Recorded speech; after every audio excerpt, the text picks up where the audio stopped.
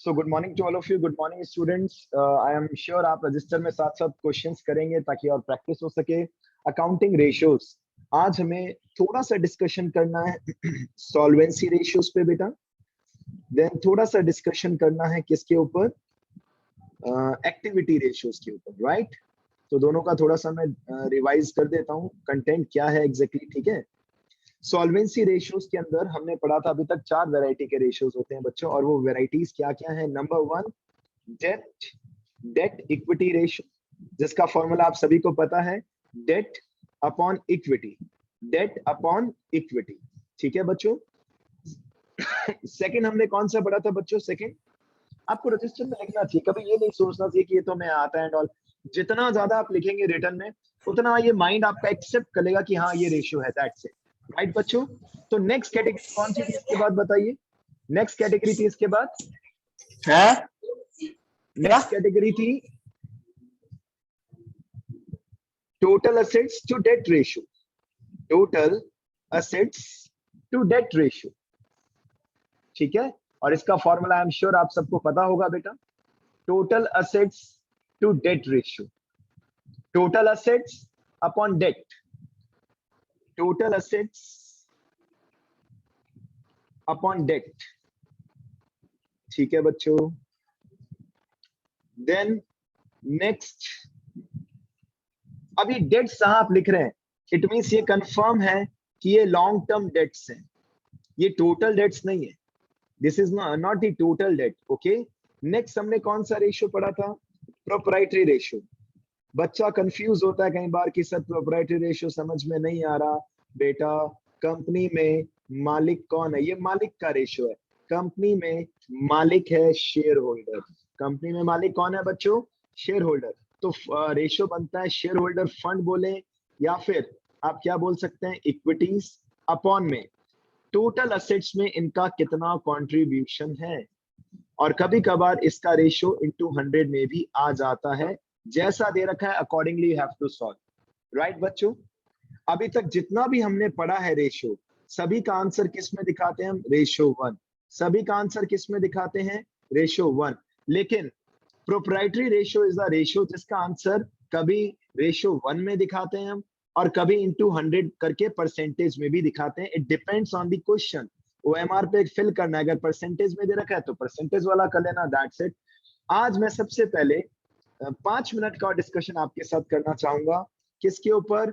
Regarding the content, कि आखिर इसमें क्या क्या कंटेंट आते हैं, क्योंकि अभी भी कुछ बच्चे कंफ्यूज हैं। तो आइए जल्दी से थोड़ा सा डिस्कशन कर लेते हैं बेटा।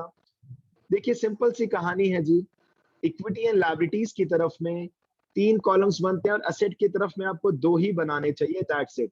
असेट की तरफ का पहला कॉलम है नॉन करंट असेट्स। अब या तो नॉन करंट असेट डायरेक्टली दे रखा हो, दे रखा है तो ठीक, नहीं तो क्या करेंगे सर? आपको क्या क्या ऑप्शंस मिल सकता है? आपको ऑप्शन से मिल सकता है फिक्स असेट्स, ठीक है। आपको ऑप्शन में मिल सकता है फिक्स असेट के अंदर भी टेंजिबल एंड इंटेंजिबल अलग अलग दिख सकता है। आपको गुडविल दिख सकता है अलग से, आपको इन्वेस्टमेंट दिख सकता है अलग से, ठीक है। ये सभी आपकी नॉन करंट असेट्स है, राइट बेटा। लोन्स एंड एडवांसेस दिख सकता है। कितनी शानदार बात है, अगर एक बच्चे को नहीं पता, बच्चा कंफ्यूज हो जाता है। सर लोन तो लेते हैं, अरे दे भी सकती है कंपनी। अगर लिया है तो उसके लिए क्या नाम दिखेगा? देखिए मैं लिख भी रहा हूं, पब्लिक डिपॉजिट्स, सबसे लास्ट में पब्लिक डिपॉजिट्स, इससे ऊपर बैंक लोन, उससे ऊपर डिवेंचर्स, उसके ऊपर डिवेंचर्स। ये 3 नाम जो नॉन करंट लायबिलिटी में सबसे ज्यादा बच्चे को दिखते हैं बेटा, debentures, bank loan, public deposits, right. अब आते हैं next segment, current assets. Current assets में कई सारी चीजें दिख सकती हैं बेटा, आपको कंफ्यूज होने का चांस ही नहीं है। 11th वाला बेसिक है। आपको कैश बैलेंस दिख सकता है, या कैश एंड कैश इक्विवेलेंट दिख सकता है, आपको ट्रेड रिसीवेबल दिख सकता है, आपको डेटर्स एंड बीआर अलग से दिख सकता है बच्चों, राइट। प्रीपेड एक्सपेंस आपको कई बार दिख जाता है, इंस्टेड ऑफ प्रीपेड एक्सपेंस आपको एडवांस टैक्स दिख जाता है, वो भी आपकी करंट असेट है, नेक्स्ट ईयर का टैक्स एडवांस दे दिया, राइट, ठीक है ये। या फिर आपको मार्केटेबल सिक्योरिटीज दिख जाता है, और बच्चा कंफ्यूज, वो सारी सिक्योरिटीज, वो सभी इन्वेस्टमेंट के ऑप्शंस जिसे आप कभी भी मार्केट में सेल आउट कर सकते हैं। तो एक वर्ड कई बार दिखता है और आप कंफ्यूज हो जाते हैं, दैट इज मार्केटेबल सिक्योरिटीज। पता है इसके एक दो और नाम क्या क्या है? इसको करंट इन्वेस्टमेंट भी कहते हैं, इसे शॉर्ट टर्म इन्वेस्टमेंट भी कहते हैं। ये आपकी करंट असेट भी है, लिक्विड असेट भी है। 15-15 ये आपकी करंट असेट भी है, लिक्विड असेट भी है। ठीक है बच्चों, is it okay? Liability side में बच्चा कई बार कंफ्यूज हो जाता है। सबसे पहला वर्ड इक्विटी, जिसे हम शेयर होल्डर फंड भी कहते हैं। क्यों कंफ्यूज होते हैं बेटा? जनता का पैसा, कंपनी के नजरिए से जनता का पैसा। इसके अंदर मेन दो नाम दिखते हैं बच्चों आपको। पहला नाम दिखता है शेयर कैपिटल और उसके इंग्रेडिएंट्स जो भी होते हैं, preferential capital, equity share capital, ये सब कुछ। दूसरा reserves and surplus, reserve and surplus. इसके बाद जो सेकंड हेड मेन आता है, that is non current liability, जिसे आप लॉन्ग टर्म लायबिलिटीज भी कह सकते हैं। इसके अंदर दो मेन नाम आपको पता है क्या दिख सकते हैं? इसके अंदर जो मेन दो नाम है मैं बता रहा हूं आपके सामने, देखिए। Long term borrowings, long term borrowings, अगर आपने लॉन्ग टर्म के लिए पैसा बोरो किया, इसी में आएगा। प्लस अगर गलती से आपको लॉन्ग टर्म प्रोविजंस दिख जाए, लॉन्ग टर्म प्रोविजंस, वो भी नॉन करंट लायबिलिटीज का ही एक टुकड़ा है। That's it, right. नेक्स्ट आ रहा है करंट लायबिलिटीज, ऐसी लायबिलिटी जिसका payment with in a year करना होता है। इसके अंदर क्या क्या नाम दिख सकते हैं सर? इसके अंदर आउटस्टैंडिंग एक्सपेंसेस दिख सकते हैं, इसके अंदर ट्रेड पेबल दिख सकता है सर, राइट। इसके अंदर बैंक ओवरड्राफ्ट दिख सकता है, अर्न इनकम दिख सकती है, वो इनकम जो नेक्स्ट ईयर के बट पैसा हमें मिल गया एडवांस, राइट बच्चों। अब एक खास बात ये होती है, अब जहां पे मैं कुछ हाईलाइट कर रहा हूं पूरा, जरा इसको देखना। इस पूरे पोर्शन को मिलाकर मैं क्या नाम दूंगा बताइए जल्दी से? इसको मैं नाम दूंगा बच्चों total debts. Is it okay?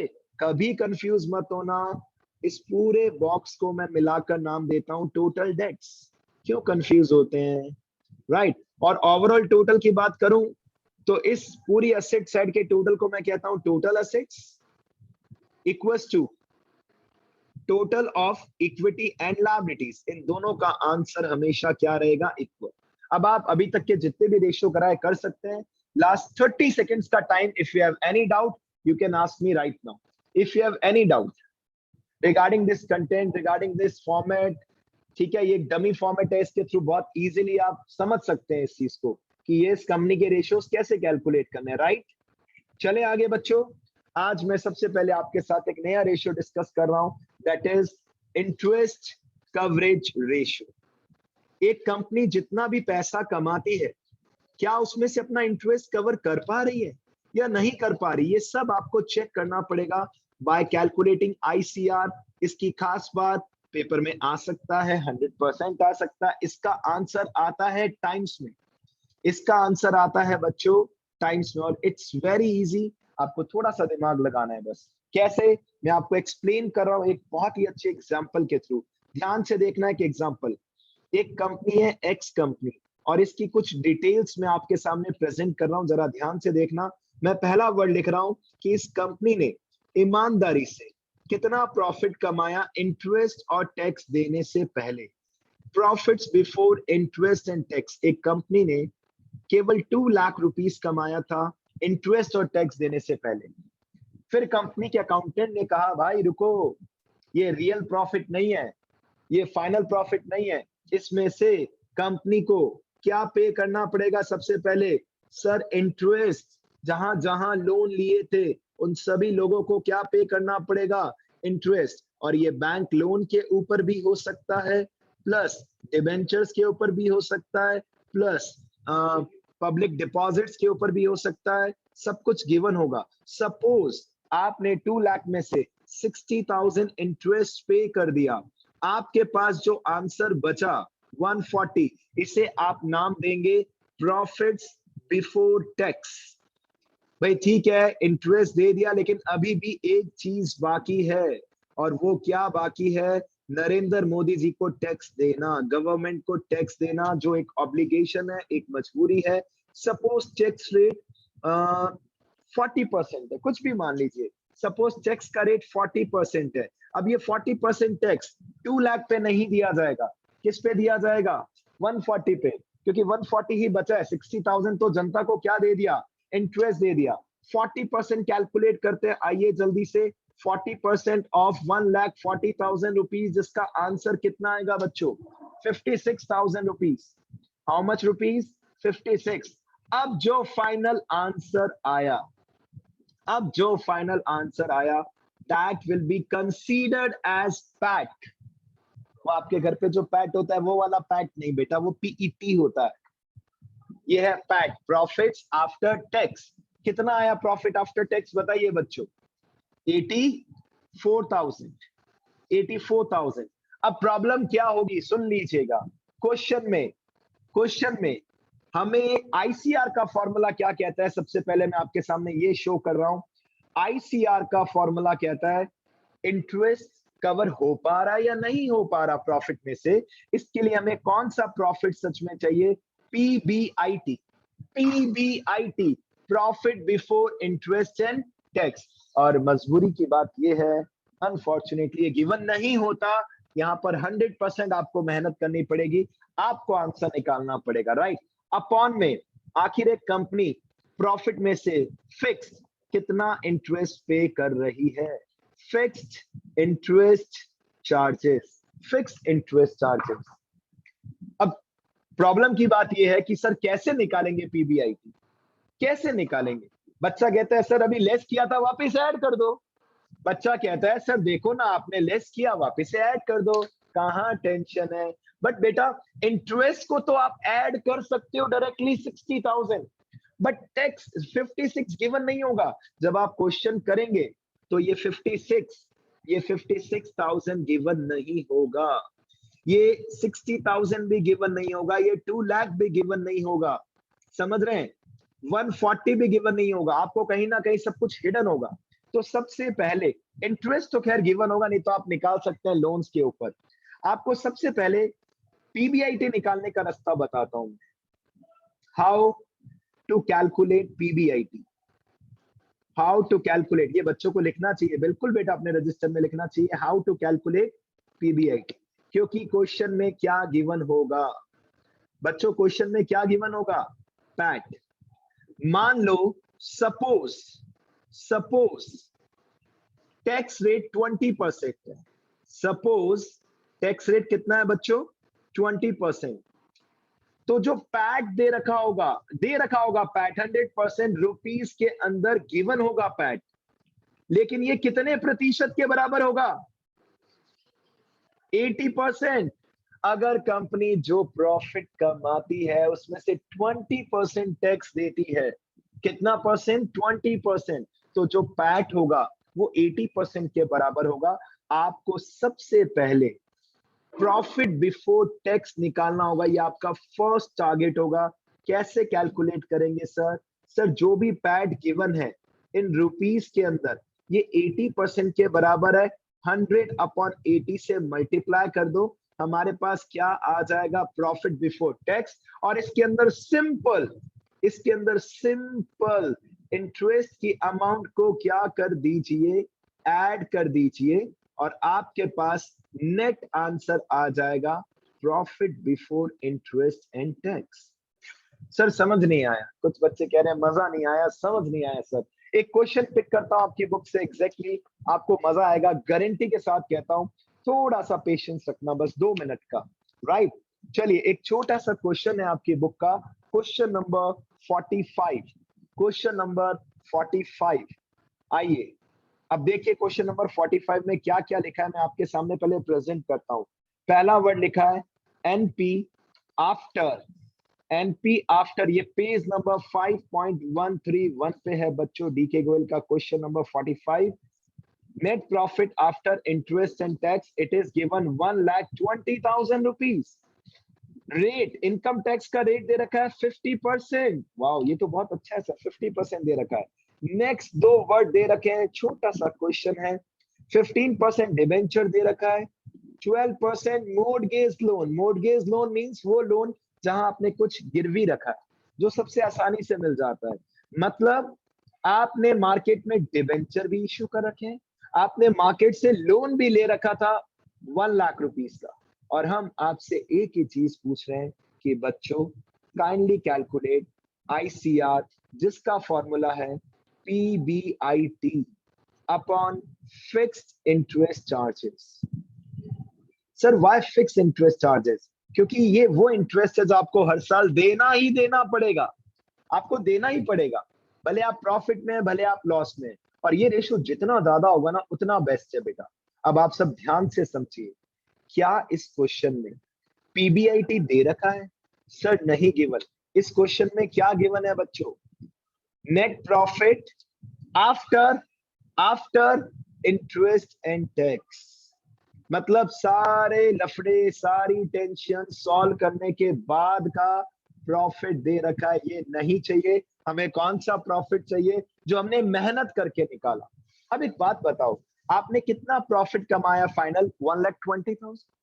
इस और ये टैक्स देने के बाद का प्रॉफिट है। सबसे पहले इसमें टैक्स की अमाउंट को ऐड कर दो। अब एक बात बताइए, जो 50% टैक्स कंपनी ने दे दिया, जो रिमेनिंग प्रॉफिट बचा है, ये कितने प्रतिशत के बराबर होगा? 50%। भाई जितना भी तुम कमाते हो 50% टैक्स दे देते हो, तो जो रिमेनिंग प्रॉफिट बचा ये कितने के बराबर होगा? 50%। यानी कि अगर आपको सबसे पहले क्या फाइंड आउट करना है बच्चों? Profits before tax. Profits before tax. Sir कैसे करेंगे? अभी आपको जो प्रॉफिट दे रखा है क्वेश्चन में 120, ये कौन सा है? सर टैक्स देने के बाद का। टैक्स कितना दिया? 50%। तो रिमेनिंग जो प्रॉफिट बचा है ये 50% के बराबर है। दिस इज इक्वलेंट टू 50%, क्योंकि 50% तो आप क्या दे चुके हो?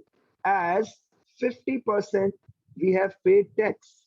जितना भी कमाया था ना उसका 50% आपने क्या दे दिया? टैक्स। तो जो रिमेनिंग बचा वो कितने के बराबर? 50%।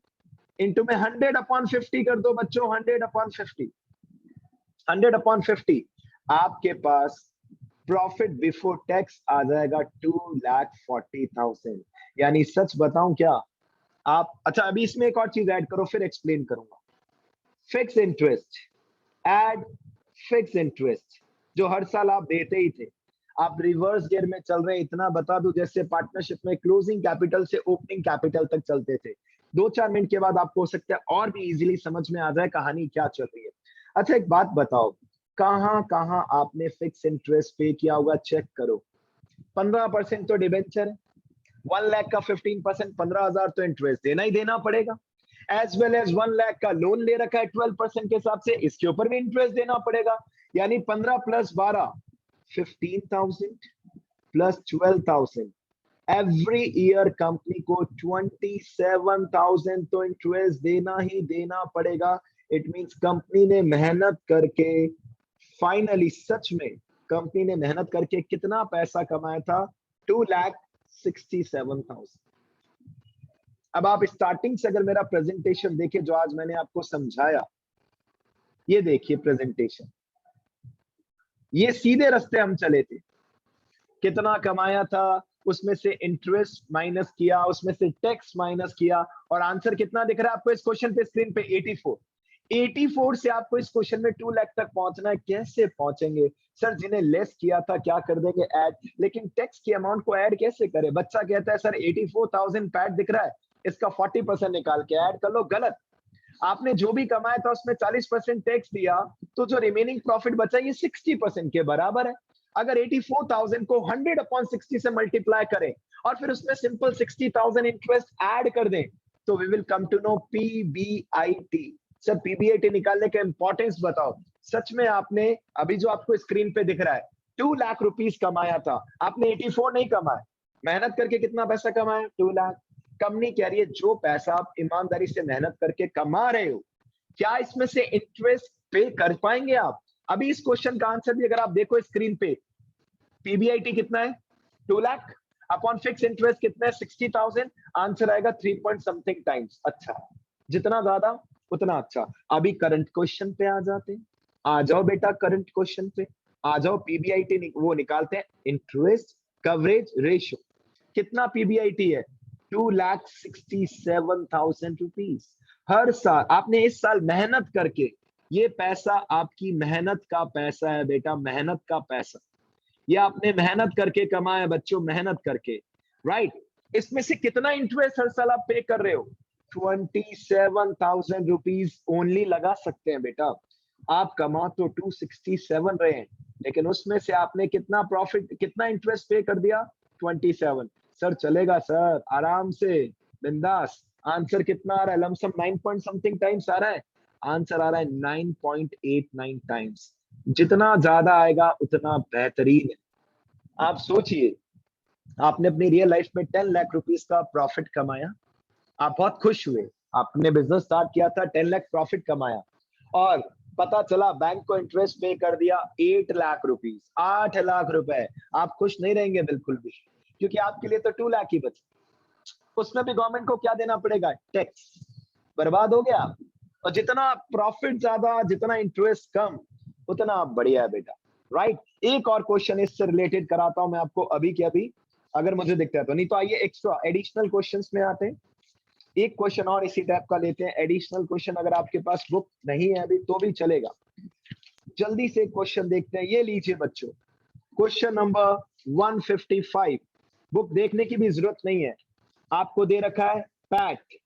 बच्चों आपको पैट दे रखा है 7 lakh rupees, that's good. 6% debenture दे रखा है, 6% डिबेंचर 20 लाख रुपीस। और लास्ट वर्ड दे रखा है टैक्स रेट 30%। देखो छोटा सा क्वेश्चन है, क्या लगता है बोर्ड के पेपर में नहीं आ सकता? 100% आ सकता है, 100%। सबसे पहले फॉर्मूला पता होना चाहिए। फॉर्मूला क्या है? PBIT, ईमानदारी से मेहनत करके कितना पैसा कमाया, अपॉन मजबूरी जिसका नाम है फिक्स इंटरेस्ट, जो देना ही देना पड़ेगा, जो देना ही देना पड़ेगा। आइए बच्चों, फॉर्मूला हमें पता है। अब क्या आपसे उम्मीद करूं कि आप PBIT के लिए मेहनत करेंगे? चलो साथ में मिलकर करते हैं। एक बात बताइए, सबसे पहले देखिए, सबसे पहले हमें पैट से PBT तक पहुंचना है, प्रॉफिट्स बिफोर टैक्स।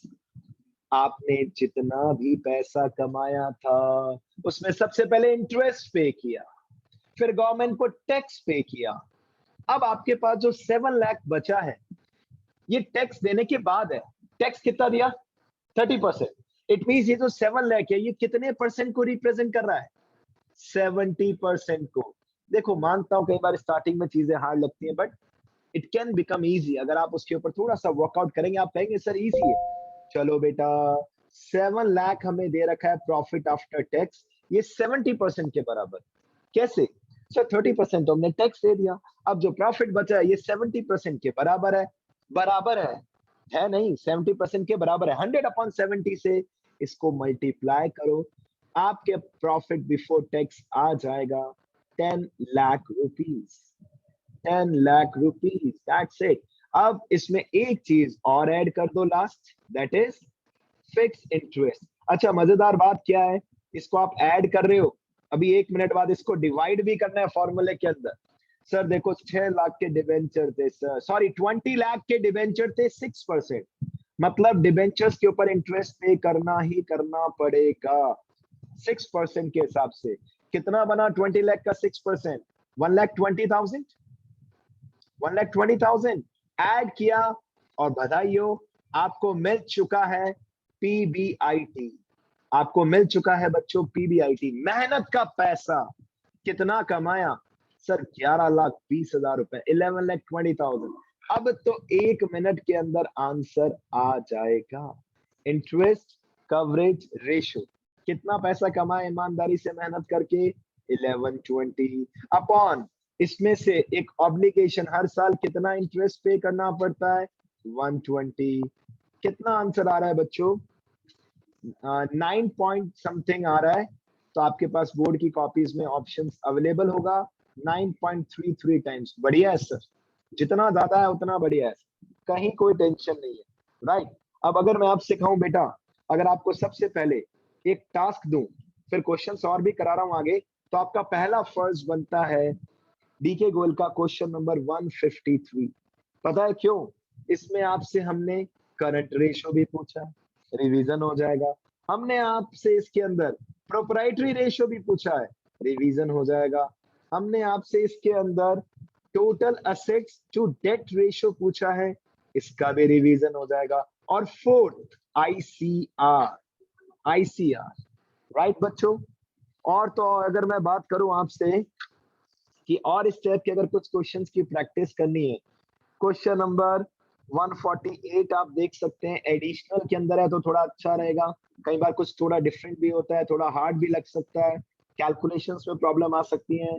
148, 149, 150, 151, ठीक है ना।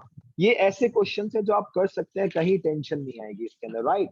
152 भी कर सकते हैं बेटा, ठीक है ना। तो 4-5 क्वेश्चन मैंने आपको कहे, इसमें क्या होगा, आपका पुराना रेशियो भी कंप्लीट हो जाएगा और आगे का भी नॉलेज। चलो बच्चों, एक्टिविटी, एक कंपनी के अंदर मेन क्या एक्टिविटी चलेगी सर? गुड्स बेचना, गुड्स परचेज करना, राइट। हिसाब किताब, स्टॉक का हिसाब किताब मेंटेन करना, वर्किंग कैपिटल का हिसाब किताब मेंटेन करना। तो in this variety basically 4 formulas है, और 4 फॉर्मूलेज में एक दो छोटे छोटे भाई भी आपको दिख सकते हैं फॉर्मूलेज के में। पहला रेशियो इसके अंदर आता है, जल्दी से लिखना स्टार्ट कीजिए। और यहाँ पर जिस बच्चे ने 11th में जीप, मैंने जीप बताई थी यहाँ पे लास्ट ईयर, ट्रेडिंग अकाउंट के अंदर जीप बनाई थी, कॉर्फो, cost of goods sold, gross profit निकालने के लिए एक जीप बनाई थी।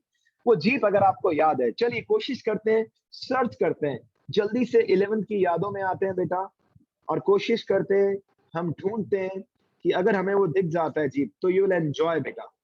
चलिए कोई नहीं, it will take 1 minute time, कोशिश करते हैं बेटा। ये लीजिए, आइए बच्चों, ये देखिए, यहाँ पर आपको ओपनिंग स्टॉक दिख रहा है, परचेज दिख रहा है, डायरेक्ट एक्सपेंस दिख रहा है, ग्रॉस प्रॉफिट दिख रहा है। याद आ रहा है बेटा? हमने यहाँ पर आपको जीप भी बताई थी, राइट। जीप इसमें नहीं है, नहीं याद आ रहा तो धीरे धीरे याद आएगा, डोंट वरी बेटा। ये लीजिए, जीप आपके सामने है बेटा। This is the benefit of this online education.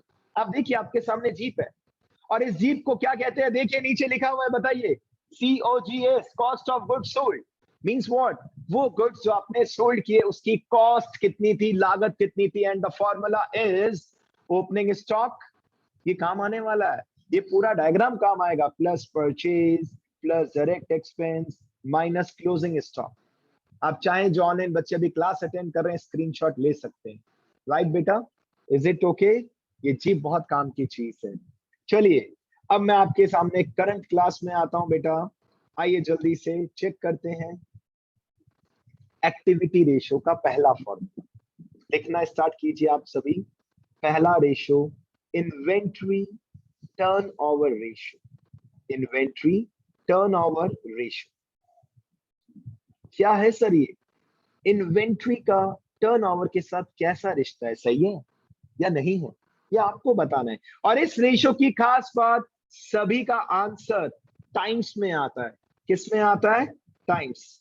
आप मजे एंजॉय करेंगे जब आप मास्टरमाइंड या डीके गोयल के जब ओटीक्यूज करेंगे, आप कुछ क्वेश्चंस इतने इजी फील करेंगे कि सर मतलब रेशियोज को हम किस किस में डिफाइन कर सकते हैं। रेशियो में भी डिफाइन कर सकते हैं, परसेंटेज में भी डिफाइन कर सकते हैं, टाइम्स में भी डिफाइन कर सकते हैं, और last option all of the above.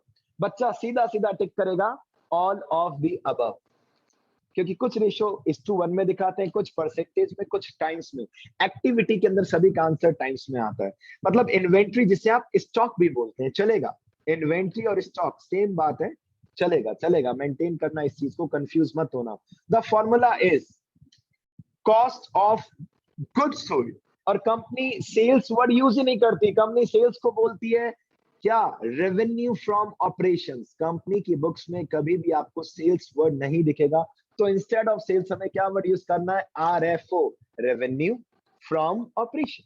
जैसे स्कूल की बात करें, स्कूल का RFO मेन कहां से आना है? फीस फ्रॉम द स्टूडेंट्स, या कहीं इधर उधर से भी कुछ इनकम हुआ, वो भी RFO में आप ले सकते हो, चलेगा। इसका भी डिटेल नॉलेज फर्स्ट चैप्टर में मिलेगा बेटा। जब हम फर्स्ट चैप्टर करेंगे, मैं आपको 2 पेज के नोट्स दूंगा, आप कहेंगे सर हो गया चैप्टर 2 पेज में खत्म। 2 पेज, फर्स्ट चैप्टर 2 पेज में खत्म, 2 पेज में, राइट। तो इसके लिए 100% रिवीजन हो जाएगा जैसे आपका चैप्टर खत्म होगा। फॉर्मूला है कॉर्फो। फॉर्मूला क्या है? कॉर्फो। पास में लिख भी रहा हूं, कॉर्फो को कॉस्ट ऑफ गुड्स सोल्ड भी बोल सकते हो, जिसे जीप भी बोल सकते हो, अभी अभी बताया था। सर ये क्यों लिख रहे हैं आप? इसका क्या लॉजिक है? इन्वेंट्री का टर्नओवर, लेकिन स्टॉक को कौन से प्राइस पे दिखाते हैं आप अपनी दुकान पे? बताइए, कॉस्ट प्राइस पे दिखाओगे कि सेल्स प्राइस? सोचिए, बेचेंगे सेल्स प्राइस। देखो, बेचेंगे सेल्स प्राइस पे, तभी आप सेल्स को क्रेडिट में दिखाते थे और परचेज को डेबिट में कॉस्ट प्राइस के साथ। तो कॉस्ट प्राइस यूज होता है बेटा, सेल्स प्राइस यहाँ यूज नहीं होता, क्योंकि इन्वेंट्री आपके कॉस्ट पे शो होती है। Divide by average inventory, divide by average inventory. Sir अभी एवरेज क्या आ गया? अगर आपको क्वेश्चन में ओपनिंग इन्वेंट्री भी दे रखा है, यानी कि ओपनिंग स्टॉक, अगर आपको क्वेश्चन में क्लोजिंग स्टॉक, क्लोजिंग इन्वेंट्री भी दे रखा है, अब किसको नाराज करें, किसको खुश करें?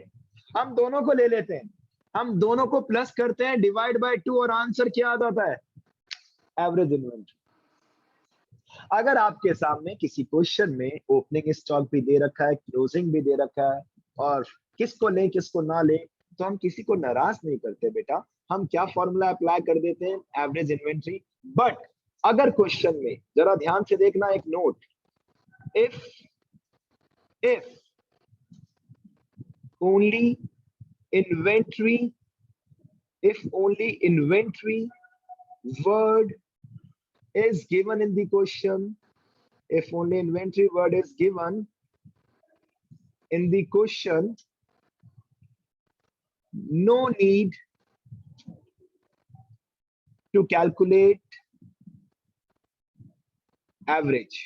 भाई अगर ओपनिंग और क्लोजिंग दे ही नहीं रखा, सिंपल दे रखा है एक वर्ड इन्वेंट्री, तो फिर एवरेज नहीं करेंगे। लेकिन अगर ओपनिंग इन्वेंट्री दे रखा है, तो इट मींस क्लोजिंग भी होगा, गायब होगा, वो आपको ढूंढना पड़ेगा और आपको पैसे नहीं मिलेंगे, मार्क्स मिलेंगे। अगर क्लोजिंग दे रखा है, ओपनिंग दे नहीं दे रखा, तो ओपनिंग आपको निकालना पड़ेगा जीप के फॉर्मूले से। कौन से फॉर्मूले से? जीप, जो अभी अभी पढ़ा था। आइए मैं आपको डिटेल में एक्सप्लेन करता हूँ, टेंशन मत लीजिए, क्वेश्चन करेंगे तब मजा आएगा, क्योंकि ये इस कैटेगरी के ऊपर भी अच्छे खासे क्वेश्चन है बेटा, ठीक है ना। मतलब एक क्वेश्चन ऐसा आपकी बुक में दे रखा है आईटीआर, इन्वेंट्री टर्नओवर रेशियो और कुछ टर्म्स, और पूछा है करंट रेशियो, पूछा है करंट असेट। मतलब घुमा फिरा के कुछ क्वेश्चन ऐसे हैं गिनती के, जिनका आंसर 2-2 पेज का है, 2-2 पेज का, पूरा मैथ्स के अंदर मैथ्स के अंदर मैथ्स के अंदर मैथ्स। लेकिन ऐसे क्वेश्चन आपको पेपर में नहीं दिखेंगे। चलिए कॉर्फो समझाता हूं। कॉर्फो is equal to COGS is equal to cost of such goods, cost of such goods which we have sold। जो गुड्स आपने बेचा उसकी कॉस्ट कितनी है, और इसे कैलकुलेट करने का एक फॉर्मूला है जो आपने 11th क्लास में पढ़ा भी था, opening stock plus net purchase. भाई एक बात सुनो, हमने आपसे पूछा आपके दुकान में जो गुड्स है उसकी कॉस्ट कितनी है भाई? आपने कहा सर देखो कुछ तो पहले का पड़ा था, कुछ और खरीद लिया, कुछ उसके ऊपर डायरेक्ट एक्सपेंसेस किए, डायरेक्ट एक्सपेंसेस। अब सर ये क्या होता है? ये तो 11th की नॉलेज है। डायरेक्ट एक्सपेंस वो एक्सपेंस जो गुड्स के प्रोडक्शन से रिलेटेड है, और माइनस लास्ट में अगर कुछ क्लोजिंग स्टॉक बच जाए उसे माइनस कर दो, आ जाएगा कॉर्फो। या फिर इसका एक और फॉर्मूला है, सर सेल्स में से अगर हमने ग्रॉस प्रॉफिट को लेस कर दिया, सेल्स में से अगर हमने ग्रॉस प्रॉफिट को क्या कर दिया बच्चों? लेस, तो भी हमें क्या मिल सकता है? कॉर्फो। अब सर ये ए ऑप्शन बताया, ये बी ऑप्शन बताया, हमें कैसे पता चलेगा कौन सा? अगर ए इंफॉर्मेशन के अकॉर्डिंग टर्म्स दे रखी हैं तो ए वाला कैटेगरी यूज होगा। अगर क्वेश्चन में सेल्स और जीपी दे रखा है तो बी कैटेगरी यूज होगा। एक एग्जांपल ले रहा हूं आपके सामने अभी के अभी।